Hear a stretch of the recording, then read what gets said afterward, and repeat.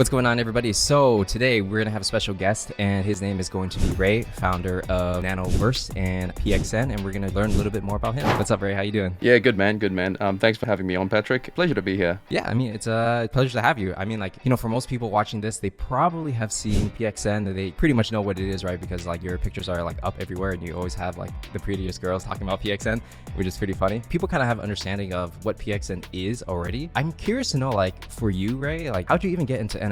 I know Chris and Bushido a little bit, and then we talked a little bit, and it seems like you really went all in over the past like 6 months, right? I think this dates back to like the 2012, 2013 era when I first kind of found out about Bitcoin, and I got pretty into Bitcoin. I was a big believer in Bitcoin, so I actually amassed quite a sum of Bitcoin. But then when it hit about $1,000 a coin, or I think it was 1,100 or 1,200, I actually sold everything back then. Everything. I have like 1 or 2 Bitcoins left, like 1 point something Bitcoins in a wallet somewhere. You know, that really hurt me, because whenever I get out of something, or whenever I get out of a trade, I kind of just move on mentally, and I don't really look back. So I thought, hey, look, I made my bags off Bitcoin. I'm going to reinvest this into my real life ventures and stuff like that. I've always been on the sideline kind of watching Bitcoin develop and blow up without my involvement in it. And then DeFi came around, and I got really interested in DeFi and altcoins and all that stuff. So the whole altcoin summer was a blast. But then I started trading NFTs, I think, because of the pandemic. I think a lot of people were stuck inside, you know, seeing the NFT space kind of develop early last year. Actually, I think it was Gary V's VFriends that kind of like drew a lot of my attention into like what was actually happening. Yeah. And then I was buying and trading NFTs kind of like as a side thing. And then I got Pris and Pants and all of my real life friends kind of involved. And then it just kind of went from there, because they got into the space, and then they were trading stuff. Like they were buying Metaverse, they were buying all kinds of crazy stuff. So it was a blast while we were doing it. But then I realized that these products that people were developing didn't have a lot of real life utility behind it, right? So I believe that the first leg of the NFT space kind of like it was carried off hype, brand awareness, kind of conspicuous consumption, like flexing and stuff like that, you know? I think a big part of like why NFTs were valued in such a way was like because you get to flex, and people knew that if you had an ape, you were doing pretty well for yourself. But I really saw the need for a core piece of not a core piece of technology per se, but like some actual consumer facing products that can bring a lot of consumer demand and attention into the space beyond just like 10,000 or like 100,000 NFTs kind of trading NFTs between everybody in a big circle type of thing. So I went into Nano with that mindset to kind of develop it into a product that was going to be consumer facing and very commerce centric, because that's basically my real life background. So it just transcribed over. And real quick, before we get into some of the NFT projects that you did, like I'm curious to know, like, you know, back in, like you said, 2013, like why did you even buy a Bitcoin back then, actually? Well, I think I was just curious. I think I saw, it was either 4chan or Reddit. I was on one of the forums and I was reading, and then I came across Bitcoin, and I kind of just like dived pretty deep into it, reading all kinds of like, I read the original Bitcoin white paper, and then I started reading different things about it. And then obviously, as a person that was kind of conducting international trade back then, I was ordering things from China and importing them into New Zealand quite frequently. So I was already dealing with like an international money transfer problem, right? There was a huge issue in terms of getting funds to China, and there was like, you have to go through banks and Swift wiring systems and whatnot. So it was very convoluted. And I saw Bitcoin as like this alternative to this kind of payment solution where like I could send someone money back then for like 10 cents, right? And the transaction would go through without any kind of intermediary that would have to ask for additional information or block it for whatever reason. To me, that was a breakthrough point in terms of like, well, if we have digital payments, we can all do online banking, but really it's still built on this archaic system, right? That's why I really got into the idea of like decentralization and what this currency could mean if it was adopted. So I was a big believer in that kind of narrative. I see. I remember when I first heard of Bitcoin, it was like in 2014 or 15, and basically my friend was just telling me like, yo, this is a way to avoid tax, and I was like, I don't think this is for me. I think I had that negative impression of it in the beginning, but obviously, you know, for you, you had a whole different perspective based on your background, right? Yeah, no doubt. Like there was obviously a lot of like shady stuff going on, like, you know, the dark web, Silk Road trading of drugs and weapons and all kinds of, you know, shady things. Technology by itself is not inherently good or bad, right? It's just like the people that use the technology that kind of like, how do you apply it? And obviously in any kind of ecosystem, there's always going to be bad actors. I saw that, you know, Bitcoin was something that was very easily kind of abused. But I also thought that with sort of enough adoption, with enough kind of mainstream attention on it, either regulation will come, or kind of like the positive use cases that were not illegal would kind of vastly outweigh the ones that were, and then it would become like a legitimized kind of like alternate currency of sorts. Yeah, I got you. And you said you sold it at at $1,000. Was that right? Yeah, I sold some at 1,000. I think I sold half at 1,000, a quarter at 1,100, and the rest of it at like 1,200 or something. What year like was that yeah. when you sold it at 1,000? Oh, dude, I don't remember. It was that pump.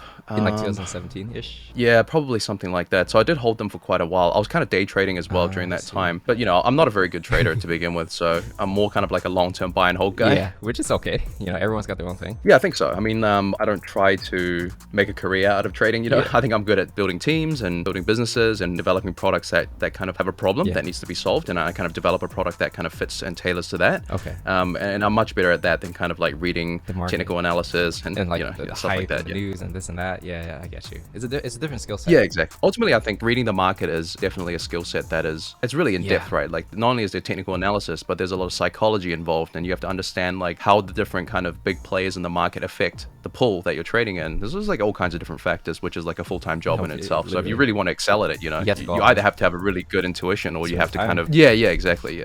And then like, were you already doing businesses before you decided to do like Nanopass? Yeah, I was, man. I was doing law, economics, and finance in university. So that was my kind of were you like schooling. Studying to be like a lawyer or something, or is it just? Yeah. I was studying to be a lawyer. I think from a very young age, I found a passion in making money. Not necessarily like spending money. I live a pretty simple lifestyle.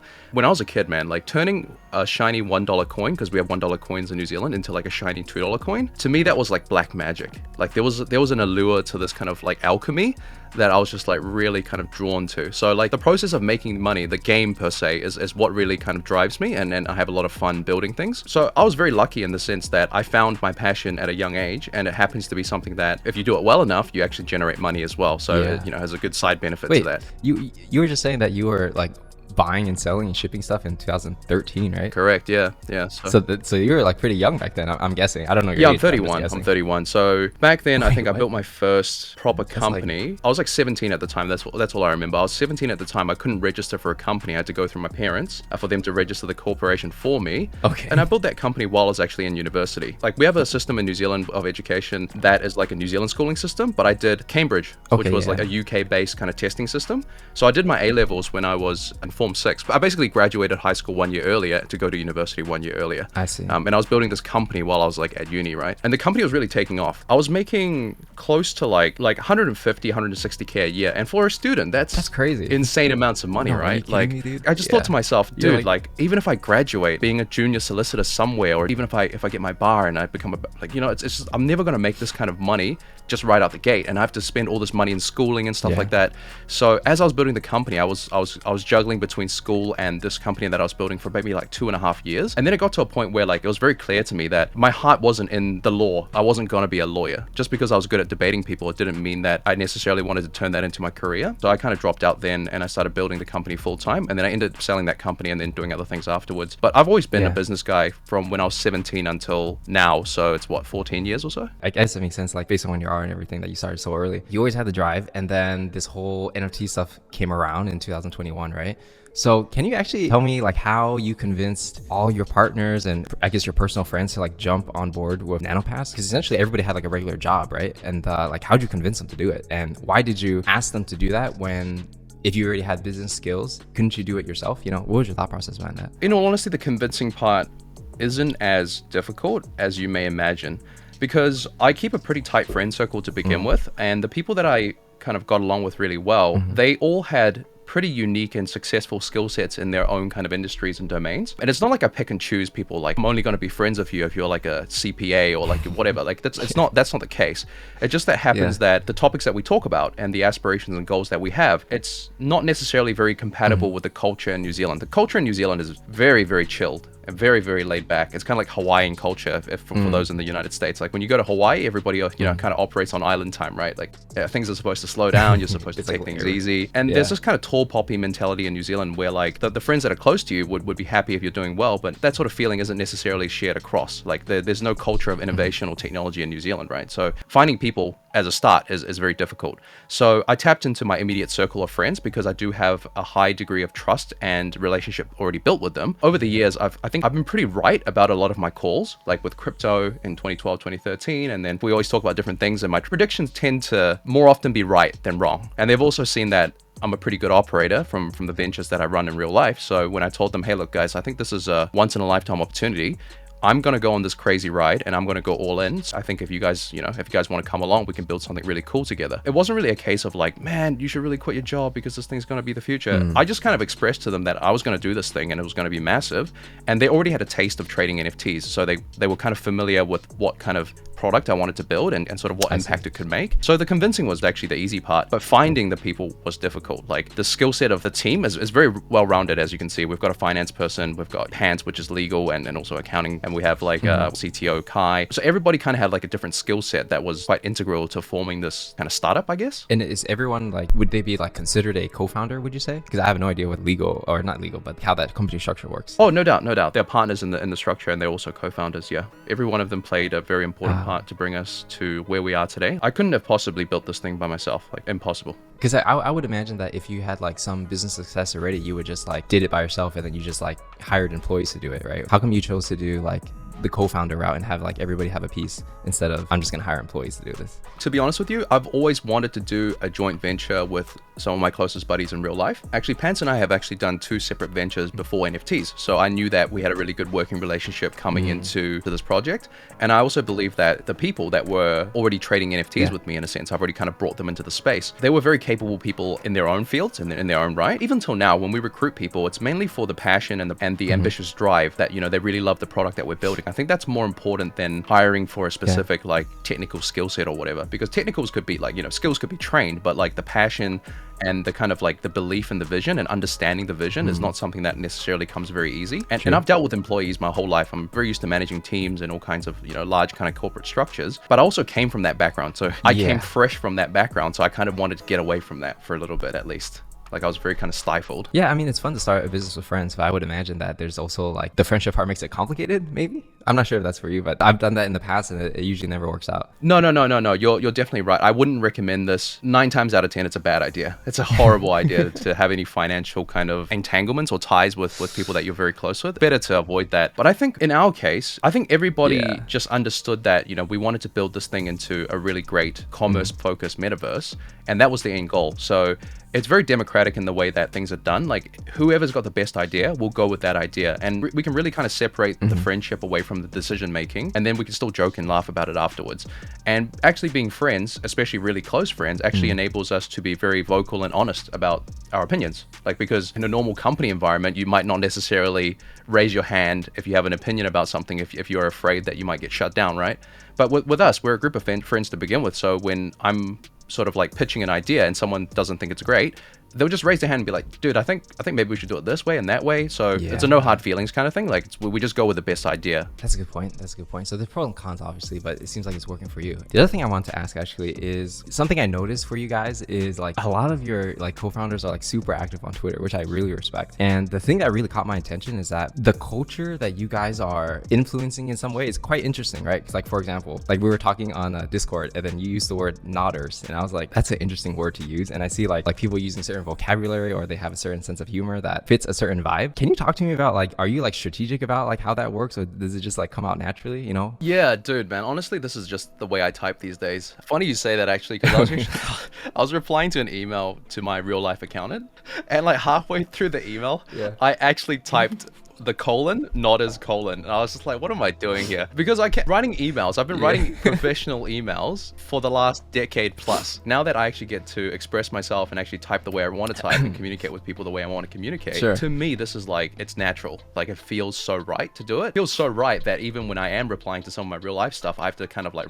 rein myself back now because it's become the new norm for me. But in terms of how we communicate and stuff, I think it's very important that we don't have an ego as founders. Number one is because there is really nothing that makes me more superior as a human being than someone, just because I'm building some JPEG project, right? To me, that's a ridiculous thing. Like my upbringing doesn't really, the way I was brought up really wasn't, that wasn't what we were taught, right, as kids.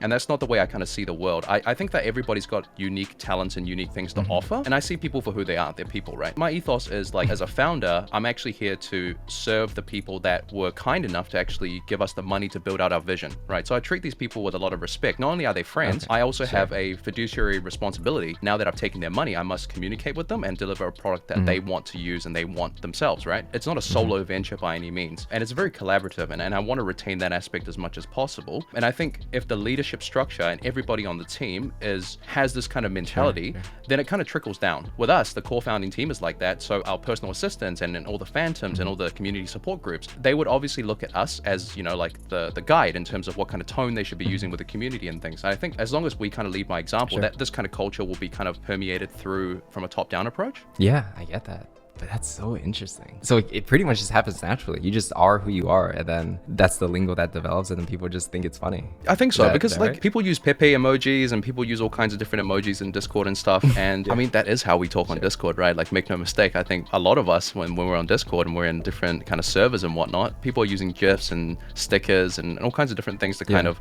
be more expressive, right? Like, rather than just having plain text, we've got emojis for a reason. Sorry to cut you off, but the thing that really interests me is, like, if somebody showed me like a bunch of text or tweets, and then you took out the names, you took out the project names that they were referring to, I could probably tell if it's a Nanoverse or Nanopass like fan, or not fan, or like community member, just from the language, which is crazy to think about. You know what I mean? Because it's like when I look at a project, especially when I'm like when I'm making YouTube content, I think if there were 100 projects that copy this project, would this project still be okay? And I feel like one of the biggest advantages you have is just the culture that you built, which is almost impossible to replicate, I feel, and you can't buy it. I think you're spot on that. Like, you can copy a lot of things. Like, for example, the black box system, it's really just a loot box, right? It's not something that was, super groundbreaking or unique or anything like that. It's just like, it's just a loot box system. The way I see things is like, you have to get to the core of what the thing actually is. Like, is it really just a loot box, or is it actually a tool for us to actually build a community around, right? Because with a black box, people come together every week to vote on things. They discuss what they got, that week in their boxes. It brings a lot of joy and excitement, and it ties the community together around the central feature, right? Because we all own NFTs that we're just not even part of the Discord, or if we are part of that Discord, we never talk there, right? Whereas with this kind of system, it gets people used to providing feedback for the project. It gets them used to voting on things that affect them and affect the kind of long-term success of the project. And it's kind of like a training grounds of sorts. We encourage this kind of open dialogue by using the black box. Like, people think that the black box is a way to reward the holders. Yes, it is. But at the core of it, when we first thought of it, it was actually a community building mechanism, right? So that was the intention behind our actions. And I think building this community is a gargantuan investment. For example, I've got like 20,000 messages in Nano, in the server.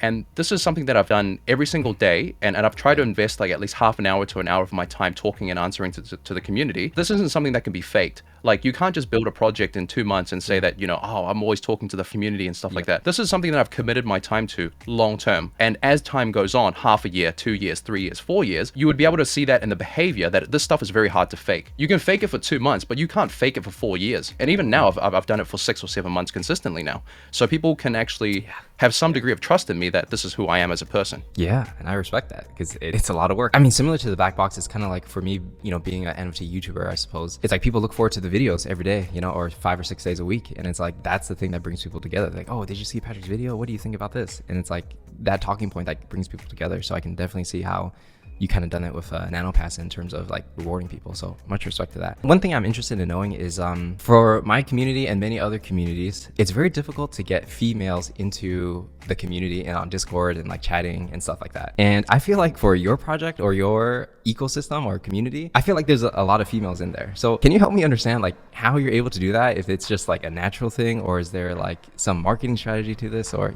So in all honesty, it started because I don't know if it's really the case, but I believe it's because we have a pretty equitable share in terms of male and female co-founders in the project. And this wasn't done deliberately. Like, I didn't hire Pris or Pants or Yuri because they were girls, right? I hired them because they were friends with a certain skill set and they meshed really well with the culture that I was trying to kind of establish, right? Yeah. There are obviously female-led projects, and there are projects that are built specifically for a female audience to make NFTs more approachable for females, but I don't think we've ever done that. Like, what we've done is just like, we really take the gender out of the equation and we just look at people for what they are. They're just human beings, right? They're just like us. So, I think it really helps that the female founding members are also empowered to have a large voice and a large, like, it's proven, like Pris and Pants, they own my ass. Like, they actually push me around all day, every day, right? Because they're like, well, Ray, have you done this? Well, like, Ray, this thing is this. And, like, I'm getting pulled in 9 directions by these ladies, right? And it's very equal in the team. Like, everybody's got like a voice, and everybody feels comfortable to voice their opinions when they want to voice their opinions, and everybody is okay to joke around, right? That's what we were before we started the project. That's our humor. I think the community can see that the founding team is split in terms of genders, and the females on the team have a very large voice voice in terms of like not just within the team itself, but also on social media,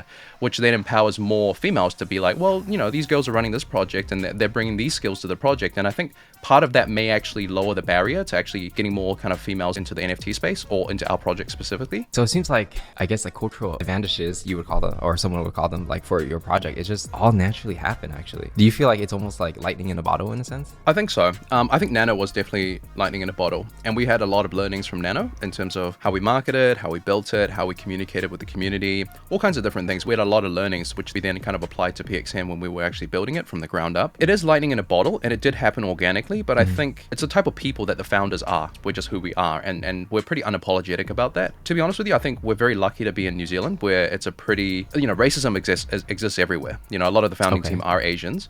We grew up as minorities in this country, and I think all of our backgrounds kind of like, we've been an underdog at some point in our lives. We don't necessarily look up or look down to people the same way that, a naive 19-year-old would, or a very privileged 19-year-old would, that kind of thing. So we're a bit older, we're a bit more grounded, we're just genuine to the people that actually invest in us. So I think that part of it is definitely hard to fake. Like, you can copy a lot of things, but I don't think the intentions are necessarily easy to copy because it's hard to follow through. Yeah, very, very, very, very difficult to follow through. So I kind of thought about the market and like this. Actually, there's a lot of Asian influences that are kind of running the narrative of NFTs as of late. So like there's like Azuki, Karofu, there's you guys. Do you think it's like interesting to see like all these like Asian inspired projects like taking off from a cultural perspective? Yeah, I do think it's interesting, man, because just say 15 years ago when I was still in high school, watching anime and loving anime and being very passionate about anime was extremely it's kind of weird. strange. Some of the younger audience, they wouldn't know about it, but like people actually got bullied for these kinds of interests in high school, or like, at least the one that I went to. Back then I was a pretty funny guy, so I hung out with some pretty popular people, and I always kind of protected that side of me from these people that I was kind of communicating with and friends on a daily basis, right? I didn't really tell them about the anime loving side of Rei, right? That just wasn't a thing, because I didn't want to kind of lose my social standing with the group. That has kind of eaten away at me for such a long time, because anime to me taught me a lot of things.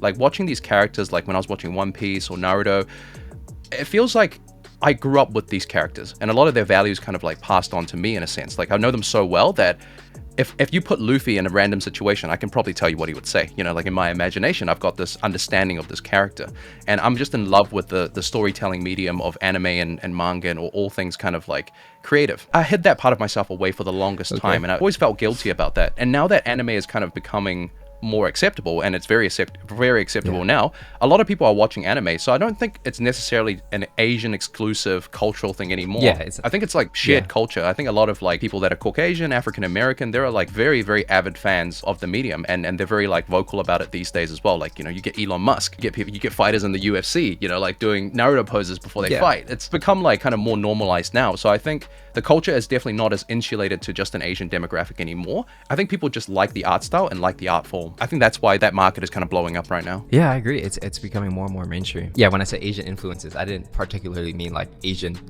like by blood. It's just like the style and aesthetic and feeling. Yeah, gotcha.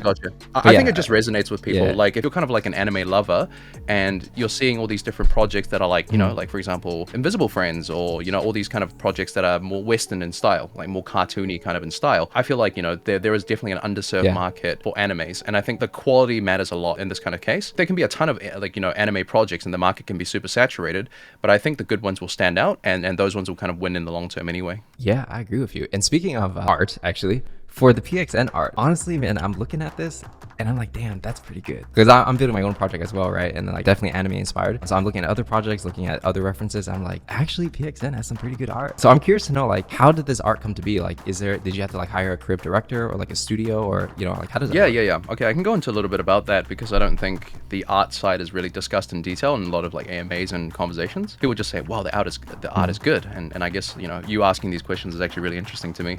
I'm actually the art director for both Nano and PXN. So I'm not a great artist, but I draw as a hobby. So I understand things like proportions. I wouldn't say by trade, like by kind of like my most comfortable form, or my most comfortable art style is line art and based kind of like more manga kind of art style, because I really wanted to draw manga panels and things when I was younger. And I really kind of like picked this hobby back up in 2020 when COVID kind of started, it hit everybody. And then I had a lot of time at home with my iPad, and I bought my iPad, so, I might as well use it type of thing.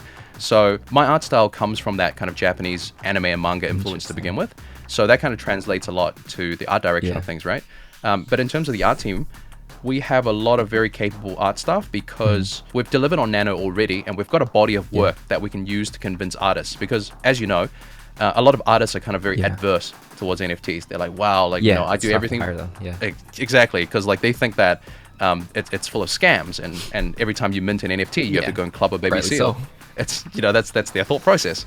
So to convince them to kind of like bring on senior artists from studios like Riot, from studios like Blizzard and EA and Ubisoft and Wizards of the Coast, you know, the guys that did Magic the Gathering and stuff. We've got artists that are very senior and also very capable from all of these different places. And convincing them was really a case of you hire one person, and then they convince a reputable friend of theirs, you know, and then we hire that person, and then that person kind of convinces other reputable friends that they have, and then you kind of slowly build out that network, and you slowly convince and kind of like convert people one at a time. It's a very, very not scalable process, I'll tell you that much. It's interesting you say you're the creative director for the project, because like for my project, I'm also the creative director as well, so I'm like picking every trait, style, and all this stuff. One thing I'm interested to know is like for PXN, you guys chose this like anime, but it's like more painted style where there's no like black fine line around the character, right? So it kind of reminds me of like more like League of Legends, like Valorant kind of style. Like when I look at that, it looks like a strategic choice of like, this looks good, and it's also proven to be like marketable like around the world, no matter what like country you're in. Was that like a thought process you went through, or was it just like no, it was cool? Definitely a conscious decision to go for this kind of, it's called like stylized illustration. And it's really been popularized by like Valorant and like you said, Riot Games. And I'm a person that is very invested into the Riot ecosystem. Like I've spent probably 40,000 hours, 50,000 hours in League of Legends alone. Like I was a very heavy 50,000 hours. Dude, over 10 years, man. Come on, I've been playing that game for 10 years, so it's not actually that much when you spread it out. But you know, they say it takes 10,000 hours to become a master at something. You like master this 5 times and I'm over. still hard stuck. So let's not go too crazy into that one. But you've talked to Bushido. Bushido has sunk more hours into League of Legends than I have. And I met the guy through League of Legends. I met Chris through a League of Legends event. So the game really brought a lot of the founding team together to begin with. That's crazy. So in a sense, you know, I grew up with Dota 2 and Warcraft and Diablo and stuff. And then as I was playing Dota, and then Dota kind of died, and then I picked up League of Legends. So I've always been a MOBA player, right? And then with the amount of time that I've spent on League of Legends and the amount of money that I've spent, frankly speaking, on the skins and all that, I'm kind of like a big fan of the art style, right? And I'm a big fan of how they built out their universe in terms of how they have different games that fall under the Riot kind of umbrella. And then they created this masterpiece of a show called Arcane, right? They were kind of, to me, Bored Ape Yacht Clubs kind of like gave the blueprint to what NFT project roadmaps should look like, right? You know, back then. And a lot of projects have kind of like copy pasted that into their own formats. To me, Riot really gave me a blueprint in terms of how to build IP. So did Marvel. I take a lot of sort of inspiration from their art. I'm a huge fan of that art style to begin with. So I try and marry the Japanese side, which is like the manga and the anime, with this kind of like Valorant illustration. But I can tell you that it's not cheap to make. It's a lot more expensive, and it's a lot harder to find people that are well versed in that specific style when there's no lines involved. So actually, speaking on the IP side, one thing I'm trying to understand like personally is like, what is a metaverse brand? Do you know what I mean? Because it's like everything is a metaverse brand. The way you look at it, is it just like IP, like you're gonna be like the Mickey Mouse of NFTs or something like that, and then you can make a movie, you can make a whatever. Is that how you see it, or is there like something more that maybe I'm not seeing that you can No, I see? think you're kind of on the right track. I mean, there's no right or wrong. I'm not saying that, oh, you're kind of on the right track because I have the answer. It's more like my opinion on it is that I view the brand in terms of like, I see it like Disney. Like Disney owns Marvel, and then Marvel owns a bunch of franchises and stuff like that. I'm not saying that we are Disney, but definitely we can aspire towards having an overarching structure and building stories and kind of narratives that kind of like utilize the framework that they've kind of shown us works, right? So we can utilize that framework to try and build something on our own, and obviously take the good parts and implement the stuff that we like. In terms of a metaverse brand, it's really hard to say. I don't necessarily think that there is just going to be like all these different like quote unquote metaverse brands that are just going to pop up from nowhere and be like, oh, this is the next Facebook, this is the next Twitter. I don't think it's going to be like platform based like that. It might be something like story based or universe based, like, oh, this is Riot's universe, this is like Blizzard's universe, right? And this is kind of like the Marvel universe. I think it'd be based a lot around the story, because when you're kind of stepping into this digital world, because like a metaverse really to me is a digital world, you're really kind of disassociating it with yourself for the larger part. You're no longer who you are in real life. You are this character that you want to become in Web3, right? So having a cohesive story and cohesive kind of universe really helps you suspend that disbelief, and it helps with that immersion. Like the quality of the immersion matters a lot, right? When you play a game or when you watch a movie and something breaks that immersion, it's really jarring of an experience. So we want to make sure that we're building a very kind of like all-encompassing set of kind of like rules or IP or like how the universe functions and all these different characters that when you do step into our brand and when you do step into our world, you feel like you're part of it because you know it. Like it's like me stepping into like One Piece and like I know all the characters already. I know what this does. I know what all the powers are. I know all the different islands that they've been to. It's kind of like that. It's about immersion to me, I think. I think the most successful ones will get that right. That's kind of like me when I used to play a lot of MapleStory in elementary school. It's like that's you know, you're your character in the game kind of thing. Yeah, you know the funniest thing about that? When you're a dude, right, and you're playing like Caitlyn, for example, right, or Lux or whatever, it's like in the game, people will say, oh, like she's over there, assuming like this is a girl, and then they don't even like think about like, is it a he or a she behind the computer screen? Yeah, you know yeah. what I mean? Actually, yeah, that's a really great point. When I see the characters on my screen, I'm just like, yeah, Yasuo's over there. You know, like I don't think about like the person behind the character. I just think about the character, right? And League only has 100 and something characters, but in the metaverse, we've got so many possibilities in terms of like, you know, for example, Nano Phase 2 is already a 10K collection, which means that there are 10,000 potential avatars that you can already have. And man, I was just gonna say, man, like when you crit someone when you're playing Caitlyn, it feels satisfying, and when you headshot someone, it feels so damn satisfying. And it's about like that immersion because like you're connected to this character through your mouse and keyboard, and it's just like the less kind of immersion breaking things, the better. And the more fleshed out the story is, and the more fleshed out your world is, the more it means to the end user. I think that's my way of approaching it, like a quote unquote metaverse brand. I think it's about story at the end of the day. Actually, speaking of Nanoverse, now that you bring it up, you know, one thing I'm interested to learn about is like the AI that you guys are building with like the AI assistant, right? Outside looking in, when I'm looking at it, it's like cool. It's like Siri, but much more advanced, and it like levels up, and it could be your friend. But I think other people might be like, isn't this like the movie Her? Yeah, I've definitely seen that movie. So I can see some parallels there. I guess I did take some inspiration from that to some degree because I felt like people really lacked companionship. A lot of the times people are quite lonely, especially with this whole work from home culture being sort of more and more popularized.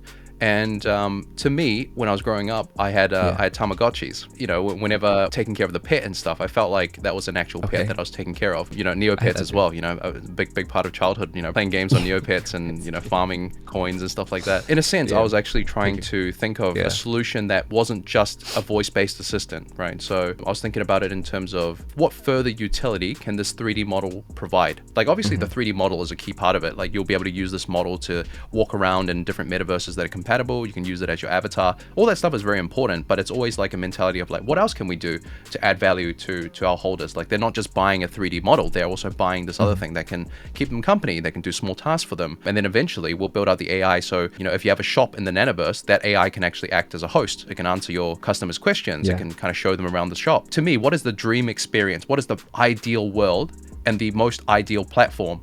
And we're kind of like breaking it down from that and kind of like breaking that into phases to actually finally get to that end goal. So every piece kind of links on to the next. So it's not necessarily that we're trying to compete with Siri or anything like that. I mean, plenty of companies have sunk billions of dollars into AI and they haven't really solved the problem.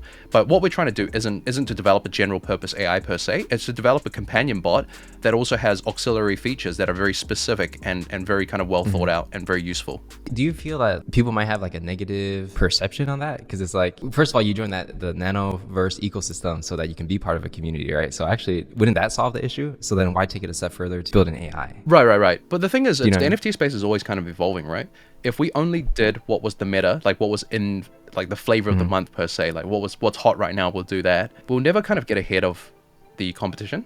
Like we'll always be playing a game of catch up. We really don't want to be catching up. We want to be innovating and we want to be building something in our own direction. And obviously with that carries a lot of risk. Some people might think it's a horrible idea to do what we're doing. And some people think it's a great idea because they want a talking waifu on their desktop, right? We're really clear about the identity that we have and the goals that we want to achieve. So we're not necessarily catering to everybody. I don't think you can ever make everybody happy. I think what you can do is you can clarify exactly what your objectives are, and the people that love it and people that really believe in it, you serve those people well before thinking about expanding to the rest of the market. Yeah, that's true. If you go for a specific niche, like technically you would only need like 10,000 people to want it to make it a success in a sense, right? Bro, exactly. Yeah. The other thing I want to ask you about is like, you know how PXN has like phantoms? I kind of been like looking at it and like studying it to understand like what exactly is going on here. So from my understanding, it's like you have someone who's involved in the community, they become a phantom who they like lead a troop and they recruit more people, and then those people recruit more people. Is that like somewhat accurate from a high level perspective? Yeah, I would say so.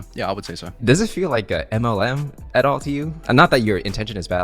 I use the word MLM in a neutral way where it's like Right. multi-level. But not really, because if you talk about, for example, MLMs or pyramid schemes, there's typically like a revenue upflow. So for example, if I bring on someone, I get to have a portion of their income, and then when that person brings on someone else, they get a portion of that income, and it kind of like, it's a top-down pyramid scheme kind of approach where like it's very hollowed out, and it's like, it's essentially a Ponzi, right? So it doesn't work economically. But for us, for starters, there's no flow of revenue upwards. Like, it's not like when we recruit people, then they have to pay us an X amount, and then, you know, when they make money, they give us an X amount of kickback or whatever. So for starters, it's not like that. And when you really break it down, it's a kind of organizational structure, right? So it's kind of like, it's top down as well. So for example, any company, you would have a CEO, then you have your C-suite, which is like your chief of marketing, your chief of technology, you know, your CTO, your CDO, and so on and so forth. And then under them, they'll have like, you know, respective team leaders, and then within those team leaders, they'll have teams that they manage, et cetera, et cetera, et cetera. Within any kind of like management structure, there's always going to be some kind of hierarchical structure, whether it's a company in real life where you have a government, and then the government has like, you know, various arms of the government, and then, you know, you've got policymakers, and then you've got people that actually enact those policies. So I think humans are very kind of like, inherently we build hierarchies and we build structures of like managing groups of people.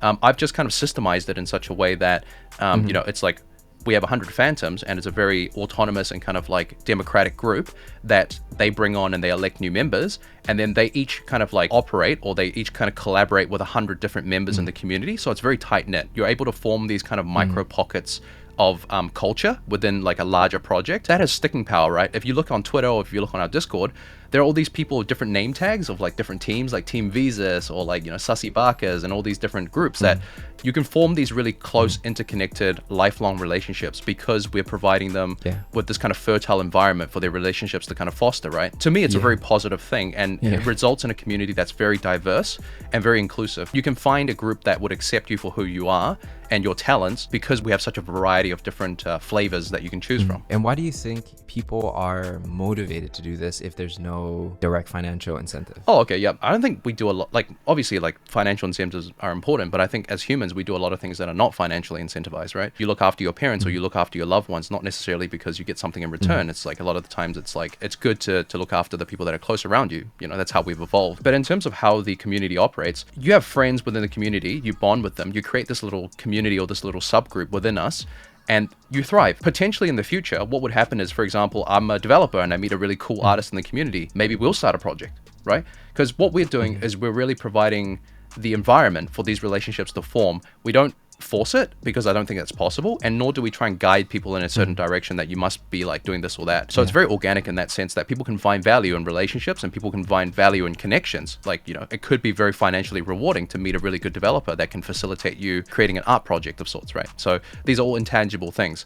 But beyond that, we also have kind of incentivized activities within the server and within the community, where like we have a token system which rewards certain things, right? We can issue missions to the community, so we have these group activities that when people participate, they also get rewarded in the sense of tokens. There's a lot of different ways to approach this, and we're trying to be as multifaceted as possible. It's almost like a sense of belonging, which I think is a human need. And then there are also these like certain events and things like that where you could get rewarded if you participate, but it's not really the main thing of why they do it. Yeah, I don't think it's mandatory that you need to participate in any events, but I think if you make them fun and engaging, I think people will participate in it because it's fun, not necessarily because of the, you know, oh, I'm going to get like 20 tokens for doing this thing. Yeah, it's just an extra thing that we're like, hey, look, we know it takes time to do this for us. Hey, for example, we can drive feedback rounds where like we put out a poll to people and be like, hey, look, we know that there are bugs in the software because we're building the software as we go, and this is kind of like an open beta or like a closed beta. So people that report bugs, we can reward them as well. So it's not just about like group activities and stuff like that. We've got a lot of mechanisms because of this token structure that we've opted for, that we can kind of incentivize people to actually build the product alongside us, because their decisions and their input really actually shapes the product in the long term. Yeah, and there's also that feeling of like, I was part of this, like I helped build this thing in some small way. Oh, 100%. And if the platform is successful, they get a lot of upside to it as well, because they own one of our NFTs. Right, and then the NFTs generate the tokens, which means that if the platform does great, your tokens are going to be worth more. So it's in their best interest to kind of build alongside with us, which means that we get access to a focus group, essentially, of very committed and invested people that would actually read through our documentation, go through our code, you know, look for bugs deliberately, and then report those bugs to us afterwards. And they're passionate about it too. That's the big thing. thing. Exactly. I think it's very, very untraditional. Like a normal tech startup, like who would report a bug on Twitter? right? Like not many, if you see a bug on Twitter, you just be like, whatever, man. Like I'm not spending my time to report this thing. But if you were a holder and you saw a bug and it's only going to take you a couple of minutes to tell us about it and actually figure out, what's actually breaking the platform, you would do it. You would be incentivized by token bounties and stuff like that as well, which means that, you're doubly incentivized to do it. Actually, so smart, because like normally you would have to hire like a QA team and like go through this whole process, but this is just like organic. Actually, speaking on token, what token are we talking about? Because I have a Nanopass as well. Is it the shards that we're talking about, or is it like okay? So here's how it goes. For Nano, there is frags. So the frags are kind of like a off-chain currency. So you can think about it like an in-game currency of sorts, like riot points, RP if you play League of Legends. And then you have a bits token, which is launching with our agents, which is phase 2. And then that kind of token is the central token to that specific project, which means that in the future, when you buy assets to put onto your land, it will be done in bits tokens. Like everything will be done in bits tokens. If you want to pay transaction fees and this and that, it will be all bits tokens over there. And then for PXN, we've got PXN tokens. And the reason why we've split it is because tokens are very, very volatile at the start of a project, because the liquidity pools aren't fully funded and the use cases of the token haven't been fully explored. So there's a lot of considerations to be made at the start of each project, right? However, the goal is actually to develop these two token ecosystems, and once they kind of mature over, say, half a year, we're actually going to merge the tokens so that there's only going to be one centralized currency for the entire Nanoverse brand. Like the entire ecosystem will run off the central currency. I see. Isn't that confusing though? Because like, why don't you just create one token in the beginning for both projects? Okay, it's because of this. Like, for example, if we release a feature on PXN and that feature flops, it would affect the token price, which means that the people that invested in Nano, they get affected for something that's not directly related to Nano as a project, right? So that these are the kind of cases that I want to kind of prevent until that both tokens are kind of mature and the liquidity pools get large enough that no single player can kind of come in and influence the market really easily, right? If you, like with a lot of liquidity pools, if you throw 100K at it, which a lot of people have 100K sitting around, they can actually influence the pool like dramatically, right? So with having the separate tokens and allowing those token systems to mature first before actually fusing them, it mitigates a lot of these kind of growing pains and risks. Okay, so when I look at other tokens, some other popular projects out there that have tokens, majority of them have trouble finding sinks or like ways to spend their token, and then their token might be worth like $50, $100, and then next thing you know, it's like $5, right? Do you feel like comfortable like launching like two tokens at the same time and also finding ways to constantly having to spend those tokens? Because I feel like in a way that's kind of like opening a fire hose and it can be stressful. Yeah. Thanks for asking this, man. This is a really great question because, like, once again, I'm not trying to shit talk other projects, but like I think a lot of projects launch tokens, and then the utility of the actual token, like you said, the token sinks, they're more or less an afterthought, rather than for us. We're launching a token because our platform needs the token. Here's how it is. So for example, for PXN, right? People have to pay a network usage fee. So think about it like a Spotify or a YouTube Premium, whatever they call it these days, or like, Netflix or whatever. There's like a base subscription fee that you pay every month. People that own our NFTs, they don't have to pay it, it's free. But as the platform expands, if we have like 10,000, 50,000, 100,000 users, these users all have to pay this token, right? So there's a massive token sink already built in terms of like a usage fee. It's not going to be anything expensive. It's going to be like $5 a month or something, $3 to $5 a month. But with scale, because it is a consumer-facing product, we can talk about scale here. We're not just selling this token and kind of serving a community of 10,000 NFT holders. We're actually planning to actually scale this thing to a consumer market. So with that in mind, the token sync of the base subscription fee is kind of almost like a tax. That is like, it's ongoing, and there's always going to be this kind of base level of demand for the token, right? And then in addition to that, our cosmetics are all going to be sold in the PXN token. Our listing fees, like if you want to list up a Pokemon card or a MacBook or like an iPhone, whatever you want to sell on the marketplace, you have to pay fees associated with it. Like if you list something up on eBay, you have to pay fees, right? These fees are also charged in PXN tokens, which means that inherently there are a lot of uses for this token. And the reason why we need the token is because we have a platform that demands these uses. Not necessarily we're creating a token, then we're creating utility for the token after the fact. It's a reverse kind of situation where like we've got all these different uses that we need a currency for. That's why we created the token. So by default, this currency is already kind of like, there's utility and token things built into it. Got you. And could you just use like Polygon or like Immutable X, or is there like a specific reason why you would want to create your own token? Because these chains are kind of like, they all have their own inherent issues. Like, okay, number one, I don't think Polygon is cheap enough for what we want to do. And number two is Polygon is slow. Like these are the key problems, right? I'm not, there's other problems as well in terms of network uptime and various other things, but like we'll talk about like the price and the speed. So when we're talking about PXN, we want to hit a mass market, and we want to hit 1 million users by the end of year 1 and 2 million by the end of year 2. To us NFT people, paying 20 bucks, paying a couple of dollars to send some Ethereum around, or like, or to mint an NFT is very natural and very normal. But can you imagine if it costs you even $5 to set up an eBay account? Or like it costs you $3 to set up a Facebook account. Oh, just to sign up, right? Yeah. Yeah, just to sign up. Because what we're doing here is we're not using an email-based registration system, right? We're using NFTs as your account.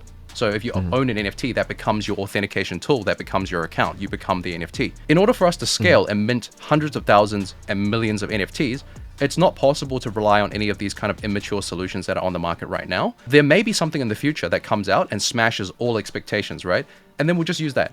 Because to us, our layer 2, or the chain that we're building, is not really built for the public, per se.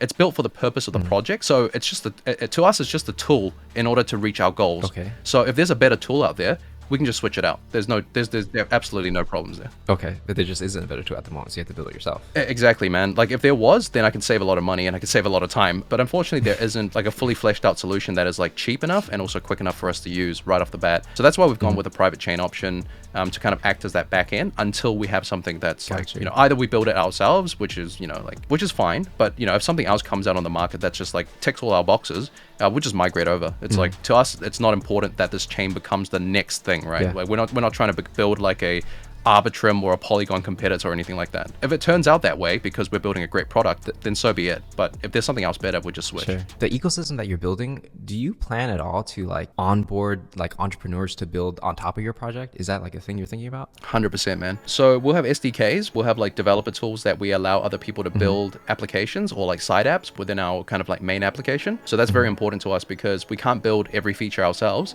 and the community and sort of developers, I think it's really important to give them the tools in order to be able to build their own extensions, for example. Like when you think about Chrome, you've got all these different Chrome and browser extensions. So we'll offer the developers tools for them to build their own applications within sort of our framework. So that's number one. And number two, we're actually reaching out to a lot of like traditional commerce people, or like people that have already established a presence selling things on eBay or on Facebook Marketplace or Grailed. And we're reaching out to these people so that they can bring their products onto our platform. So we are definitely looking at partnering up with reputable sellers. And the good thing about that is because we know they're credible, we can get them to lock up $20,000 in USDC or like Ethereum, whatever it may be.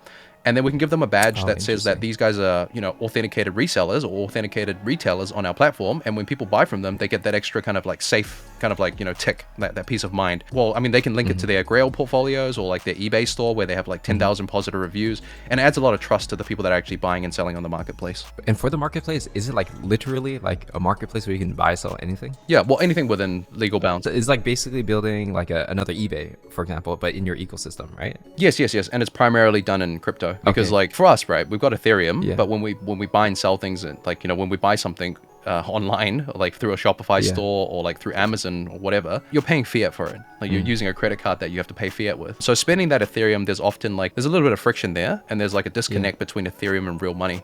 Like you would pay $20 gas to mint something, but if you're paying $15 for a bowl of ramen, you're like, oh, this ramen's pretty expensive, whatever it might be. Right? That's true. So we're trying to kind of allow people to use the crypto more fluidly, which is what I think Web3 is about, and which is what I think what crypto is about, is to actually use it as an asset class, use it as a currency, like freely. So we're providing this platform for people to buy and sell natively with tokens. I think it's not novel, like a marketplace is not novel, but I think the way that we're approaching it is pretty new. I see, but the question I personally have is like, why Nanopass should do this? Nanoverse and like PXN, this whole ecosystem. Like, couldn't there just be like another startup that creates a marketplace and says, hey, we're like the eBay, but you can use crypto, right? But then like for Nanoverse to do it, it's kind of like interesting because you guys are more like IP, and then now you're doing a marketplace. So I'm trying to understand that decision making. The way I see it is like we're 1/3 an NFT project, 1/3 a tech startup, and 1/3 like an altcoin ecosystem, right?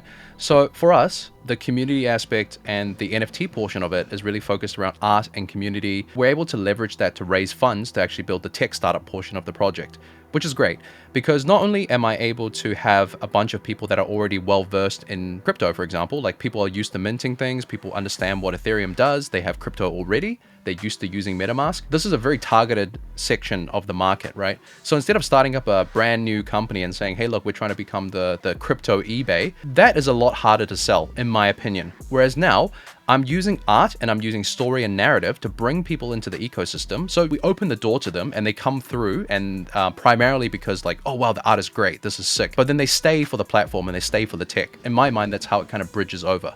And then once the tech is mature, once we've kind of like gone through the beta phase and we've developed all the tools that we want to a degree that is bug free and we're happy to release it to the public, then we're going to use our L2 solution to en masse be able to onboard people onto the platform. And it's also great because we already have a loyal community and a loyal set of users. So, you know, with any two-way marketplace, the trouble isn't necessarily the technology. The trouble is actually to get enough buyers and enough sellers on both sides of the equation. Because if you're coming onto a platform as a seller and there are no buyers, you'll be like, screw this, I'm not selling anything here, it's a waste of my time. Yeah. And if you're a buyer, you come onto this platform and there are no sellers, you're like, well, what's the point of me being here, right? So we're able to use NFTs and this kind of like really tight-knit community to develop the product and to make the ecosystem mature and to have buying and selling happening already. So when people are kind of like onboarded onto our product, there's already a thriving economy. They're coming into something which like, oh, I see this really cool, you know, pair of AF1s. I'm going to buy those. You know, I can already see products on it and I can already see trading activity. So this is something you can't get if you just launch a tech product. That's so interesting. That's very big brain in a sense, right? Because it's like you would think like, oh, it's just like a IP, it's a metaverse, it's JPEG. Now it's morphing into an entire marketplace. But yeah, I mean that's very interesting to use NFT as like almost like a fundraising tool to build more of a grander vision in a sense, right? Yeah, I would say so. But also NFTs are, I've used this example before. Like there's a technology called NFCs, like near field communications, which is like this chip that you have like, you know, in your PayWave, you know, when you pay with contactless payment, like your tap and goes and stuff like that, that all uses that chip, right? But this chip wasn't popular 15 years ago. So when I went to Hong Kong when I was 15, I saw them use this card in Hong Kong called the octopus card. Oh, I had that. Yeah, you know that? Like that's my analogy Yeah, that I I know use, that every person in Hong Kong had an octopus card. You can buy things at 7-Eleven, you can buy metro tickets, you can buy bus tickets. This one card essentially like makes like cashless payment possible, right? So to me, I already knew what NFCs were, but then to actually see a breakthrough product in the real world that actually turns this technology into something that affects people's real lives, that to me is a breakthrough product. So what we're trying to do here when we think about NFTs isn't to think about them as just PFPs. We're not trying to build like a PFP project that mints babies and then does this and that. What we're trying to do is we're trying to build an actual product that has a shot at breaking into the consumer world. Because the consumer doesn't care about the technology as much. They don't care at all. Whatever platform, whatever technology that it's built on, really. They don't care. All they care about is using a product that is very usable and friendly to use, right? So what we're trying to do is we're just trying to get to that point where we can go to mass market. And NFTs is kind of like our vehicle of fundraising and also our vehicle of developing the ecosystem and community, because these people are very tight knit. They're kind of like the best clientele and the best customers in a sense. And that's a very strong vision in terms of like a narrative for the long term. So I appreciate you sharing that with me. And yeah, I did have an octopus card because like I studied abroad in Hong Kong for like half a year, and so that was like your everything, right? To go on the train, to like buy food and everything. Exactly, man. And before that, people that knew about NFCs were like, this is going to be huge because it only costs like 2 cents to make one of these chips. But the people that didn't know about it, they're just like, why should I care about it? Good products, I feel like they really just solve problems. The octopus card kind of like solved the convenience problem. Just put money in one card and use it everywhere. So yeah, I guess there's a big problem of like if you have a lot of Ethereum, but then you don't want to put it into fiat, there's a way to spend it, right? So it's a problem you guys solve, I'm guessing. Yeah, not only that though, like safety is a huge thing as well. Like with eBay, anybody with an email address can sign up to eBay and start selling stuff. But for us, you have to at least have an NFT at the start, and you have to build up your credibility. And the thing about the blockchain is they know which NFT you own. They can track your wallet. They can see that, you know, this guy is like shady because he only transferred his NFT into his wallet 1 day ago and he's trying to sell me a Rolex. You know what I'm saying? There's a lot of security features that just aren't inherently available to you in Web 2. You buy from this guy on eBay, you don't know who the hell he is. You don't know what kind of history he's had. If you're buying from someone on our platform, you're able to trace their wallet. You're able to see what kind of transactions they've done. Yeah, like how long they've really been in business. Exactly, man. And if you see them tornado cashing money out all day, every day, you're like, I'm not dealing with this guy at all. There are a lot of safety tools that people actually don't have access to in Web 2. So we're not just building an eBay clone. We're building a tool that is relevant to the future of browsing. Like this is what I see a Web 3 browsing experience could be. And we're building tools for that. And the marketplace is just one of those things. And every single product could succeed.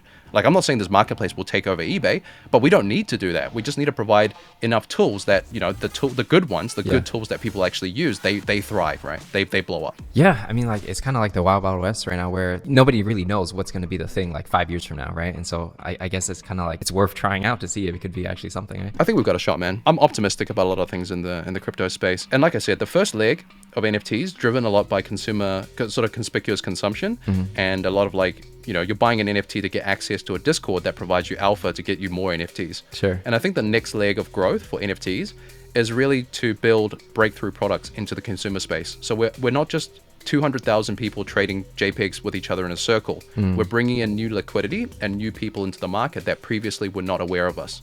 I think we have to bridge that chasm. We can't just constantly be going after people that already understand the technology. I think that's not the way to go forward. Yeah. And I think if I don't do it, other people would naturally do this part of the job as well. And because I see it now, I think I can get a bit of a head start in the utility race, because by the time somebody else wants to build a utility heavy product, we would have already developed into almost like an open beta. I mean, that's so smart though, to use your NFT and then to build like actual products on top of it. That's quite genius. Now it makes me think, like, for the Parallax as a YouTube channel, and I'm obviously launching an NFT soon.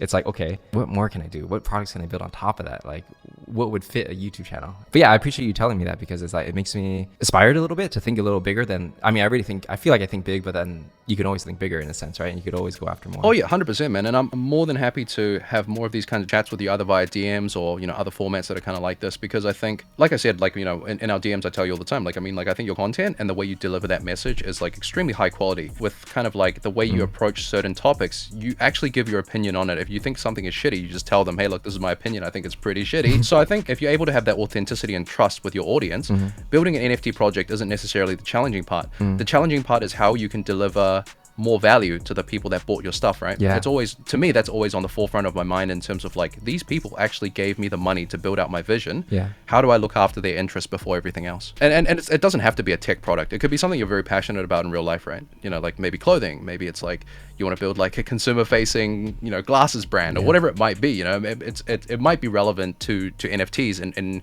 in strange ways that you might not actually associate with at the start. Because when we think about NFTs, it's literally just a smart contract. You can do anything with it. Like, you're only limited by your imagination, right? I think NFTs could be used as a logistics tracking mechanism, where like every time a container or a parcel changes hands, that specific NFT that's tied to that parcel, it changes hands as well. It gets transferred to the next person that is now responsible for that parcel or that product, right? It's a very good kind of tool, and it's very transparent on the blockchain. Right, that's just one application of it.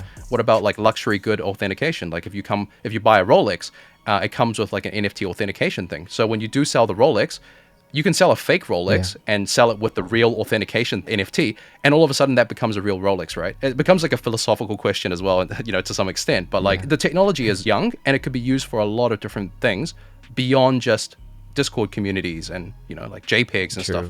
So as long as we're able to build products that kind of like open that door for people to see NFTs differently, kind of utility plays coming out. Yeah, I agree.